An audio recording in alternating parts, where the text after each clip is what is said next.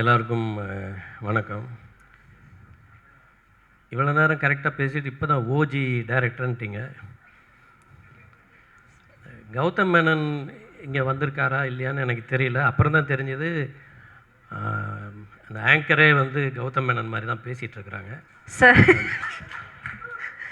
நிறைய இங்கிலீஷ்.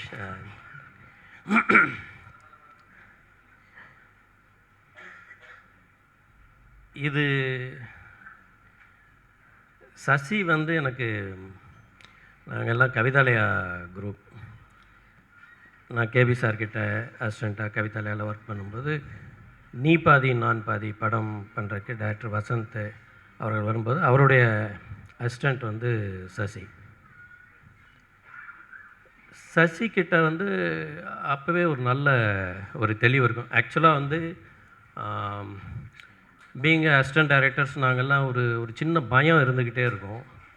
அதிகமாக எங்களை வெளிப்படுத்திக்க மாட்டோம். அங்கே அந்த கம்பெனியை பொறுத்தளவில்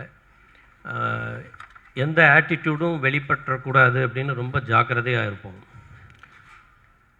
அப்படி இருக்கும்போது எங்களுக்கும் அவங்களுக்கும் ஒரே எடிட்டிங் ரூம் தான். அதெல்லாம் முடிச்சுட்டு நைட்டு 1 மணி 2 மணிக்கு வந்து எல்லோரும் கிளம்புவோம். கிளம்பும்போது ரொம்ப நாளாக வந்து எங்களை வந்து ஒரு காரில் வந்து ட்ராப் பண்ணுவாங்க. சசி எப்போவுமே வந்து அந்த காரில், அந்த அம்பாசிடர் காரில் முன் சீட்டை தான் வந்து ப்ரிஃபர் பண்ணுவார். அதில் உட்காருவார். ஒவ்வொருத்தரும் ஒவ்வொரு இடத்துல போய் இறங்கிக்குவோம். இது ரொம்ப நாளாக போயிட்டே இருந்தப்போ அந்த டிரைவர் வந்து ஒரு மாதிரி ஒரு கடுகடுப்போடு இருப்பார் எப்போவுமே. அப்புறம் ஒரு நாள் சொன்னார், சார் அவர் பாருங்கள் சார், அவரை இறக்கி விட்டதுக்கப்புறம் சொன்னார், அந்த இவர் மட்டும் வந்து கையை வந்து இந்த பக்கம் வந்து இப்படி வச்சு உட்காண்ட்ருக்கிறாரு காரில், பெரிய டைரக்டர் ஐட்டம் மாதிரி அப்படின்னாரு.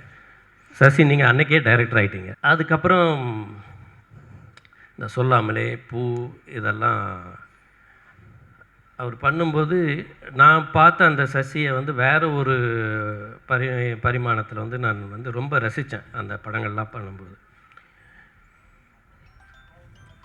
இதில் வந்து இப்போ நான் முதல்ல ஒரு விஷயம் சொல்கிறேன். ஒரு மியூசிக் டைரக்டர் ப்ரொடியூசராக இருக்கிற ஒரு படத்தில் இன்னொரு மியூசிக் டைரக்டரை அறிமுகப்படுத்தியிருக்கிறார் பாலாஜி ஸ்ரீராம் அவர்களை.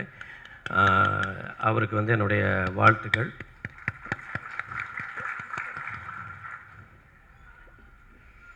விஜய் ஆண்டனி வந்து எனக்கு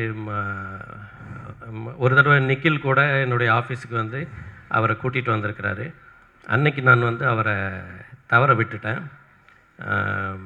பட் வந்து அவருடைய வளர்ச்சி வந்து ரொம்ப ரொம்ப அழகாக அமைஞ்சிருக்கு. ஒரு மியூசிக் டைரக்டராகவும் இன்றைக்கி வந்து ஒரு ஒரு நல்ல நடிகராகவும் அவர் வந்து உயர்ந்திருக்கிறார். சசியை பொறுத்தளவில் அவர் வந்து எப்பவுமே பாத்திரம் அறிஞ்சு பிச்சை போடுறவர். அதாவது கதாபாத்திரம் அறிஞ்சு அவர் வந்து அந்த கேரக்டரை வந்து கொடுப்பார். அப்படிப்பட்ட ஒரு கேரக்டரை வந்து பிச்சைக்காரனுக்கு அப்புறம் இதில் வந்து நம்ம விஜய் ஆண்டனிக்கு வந்து ஒரு ரொம்ப ஒரு பொயட்டிக்கான ஒரு கேரக்டர் வந்து கொடுத்துருக்குறாரு. ரொம்ப ரசிக்கலாம் நம்ம அவரை. அவ்வளோ அழகாக வந்து வேலை வாங்கி இது வரைக்கும் நிறைய படங்களில் வந்து நான் வந்து உம்முன்னு இருக்கிற விஜய் ஆண்டனியை தான் பார்த்துருக்குறேன். இதில் தான் ரொம்ப மனசு விட்டு சிரிக்கிற ஒரு விஜய் ஆண்டனியை நான் வந்து பார்த்தேன். அது மாதிரி இன்னும் நிறைய படங்கள் வந்து அவர் வந்து பண்ணுவாருங்கிறது எனக்கு ஒரு நம்பிக்கை இருக்குது. நான் நேஷ்னல் அவார்ட்ஸ் இதுக்காக ஒரு ஜூரியாக போயிருந்தேன் ஒரு 4-5 வருஷத்துக்கு முன்னாடி. அப்போ நிறைய படங்கள் பார்த்தப்போ ஒரே ஒரு படம் வந்து நான் அந்த ஸ்ரீபோர்ட் ஆடிட்டோரியமில் வந்து ஸ்க்ரீன் பண்ணும்போது என்னை அறியாமல் நான் வந்து முன் வரிசையில் போய் உட்காந்துட்டேன். ஏன்னா அது ஒரு மிகப்பெரிய ஸ்க்ரீன், அது பிரம்மாண்டமான ஒரு தியேட்டர். அது அந்த தேட்டரில் ஸ்க்ரீன் பண்ணாங்க. அந்த படம் வந்து வாசந்தி. அந்த வாசந்தி படத்தில் கண் எடுக்காமல் என்னை பார்க்க வச்சது வந்து சுவாசிகா. அவ்வளோ ஒரு யதார்த்தமான ஒரு நடிப்பு. அதுவும் அந்த நான் முன் வரிசையில் உட்காந்து அப்படி வந்து ரசித்து ஒரு படம் பார்த்தேன். அப்படி ஒரு ப்ரில்லியண்ட்டான ஒரு ஆக்ட்ரஸ். இன்ஃபேக்ட் நான் வந்து இந்த படத்தினுடைய லிரிக்கல் ஆடியோ வந்து ரிலீஸ் ஆனதுக்கப்புறம் நான் சசி அவர்களை வந்து கூப்பிட்டு நான் சொன்னேன், எனக்கு ரொம்ப பிடிச்ச ஆர்டிஸ்ட்டு சுவாசிகா, அவங்கள வந்து நீங்கள் வந்து ஒரு மெயின் ரோலில் வந்து வச்சு பண்ணுறது வந்து எனக்கு ரொம்ப சந்தோஷமாக இருக்குது, ஐ ஃபீல் வெரி ஹாப்பி அப்படின்னு சொல்லிட்டு சொன்னேன். இந்த படம் நான் பார்த்தேன். இந்த படத்தில் வந்து என்னையும் நடிக்க வச்சுருந்தீங்க சசி. அந்த ஃபேனாக நடித்தது நான் தான். நான் உங்கள் ஃபேன் எப்பவுமே. ரொம்ப ஒரு யதார்த்தமான, அதாவது சசி வந்து ஒரு ஒரு ஒரு விஷயத்தை வந்து இந்த படத்தில் வந்து அவர் சொல்லியிருக்கிறாரு. இந்த இந்த இந்த விஷயம் வந்து லட்சம் காதுகளுக்கு வந்து போகும். அந்த மாதிரியான ஒரு விஷயம் வந்து அவர் வந்து இதில் ஹேண்டில் பண்ணியிருக்கிறாரு. இந்த படத்தில் அவர் தொட்டிருக்கிறது ரொம்ப சென்சிட்டிவான ஒரு விஷயம். அது வந்து ஒரு ஒரு வளர்ந்த பசங்கள் இருக்கக்கூடிய ஒரு வீட்டில் கணவனையோ மனைவியோ இழந்தவங்களுக்கு ஒரு வாழ்க்கை இருக்குங்கிறத உரக்க கேள்வி கேட்டு அதுக்குண்டான பதிலையும் சொல்லக்கூடிய ஒரு படம் வந்து இந்த 100 சாமி. இது இந்த இந்த சப்ஜெக்டை தொட்டதுக்காகவே நான் சசியை நான் ரொம்ப பாராட்டணும். ஏன்னா இந்த படத்துக்கு அப்புறம் எனக்கு தெரிஞ்சு தமிழ்நாட்டில் குக்கிராமங்கள் முதல் கொண்டு நிறைய இடங்களில் நிறைய மறு கல்யாணங்கள் நடக்கும்னு நான் நம்புகிறேன். அந்த மாதிரியான ஒரு விஷயம் வந்து அவர் பண்ணியிருக்கிறார். இங்கே இந்த மற்ற கதாபாத்திரத்தில் நடிச்சிருக்கக்கூடிய அந்த பெர்ஃபார்மர்ஸ், அந்த ஆக்டர்ஸ், அவங்களாம் ரொம்ப அவங்க நடிக்கவே இல்லை, வாழ்ந்துருக்குறாங்க அப்படின்னு தான் சொல்லணும். அந்த பசங்க, அந்த பெண்கள், அவங்கெல்லாம் அந்த அவங்க நேமெல்லாம் வந்து சீக்கிரமே நாங்கள் எல்லாருமே சொல்லுவோம். அந்தளவுக்கு உங்களுக்கு வந்து இந்த படம் முடியும் போது ஒரு பேர் கிடைக்கும்.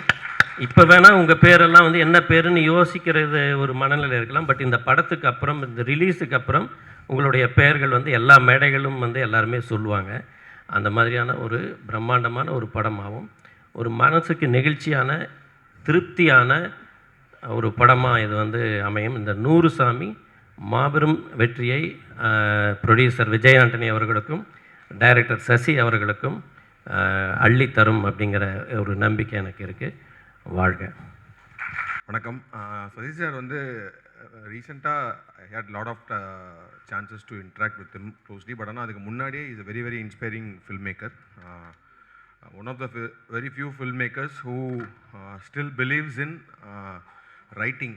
அதாவது ரைட்டிங் ஒரு படத்துக்கு எல்லாத்த விட யார் ஹீரோ, எவ்வளோ பட்ஜெட், எல்லாத்த விட வந்து அந்த ஸ்கிரிப்டுக்கு ஓட இம்பார்ட்டன்ஸை இப்பயும் வந்து